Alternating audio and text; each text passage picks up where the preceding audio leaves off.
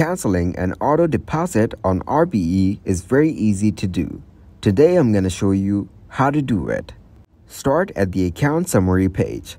Select the check or savings account that you use for your check. Now, go to the Transfers and Payments section. Here select Stop a Check or Pre-Authorized Payment. Now review the instructions carefully. Select Continue in case you are ready to proceed. After this, choose the type of payment you want to stop.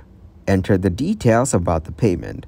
Be as accurate as possible. Complete all fields if possible. So, make sure all the details provided by you are accurate. After submitting your request, print or save a copy of the confirmation message. To be sure the recurring deposit has been canceled, check your list of scheduled transactions again. The deposit should no longer appear. Keep an eye on your RBE bank account to ensure that the recurring deposit is no longer being processed.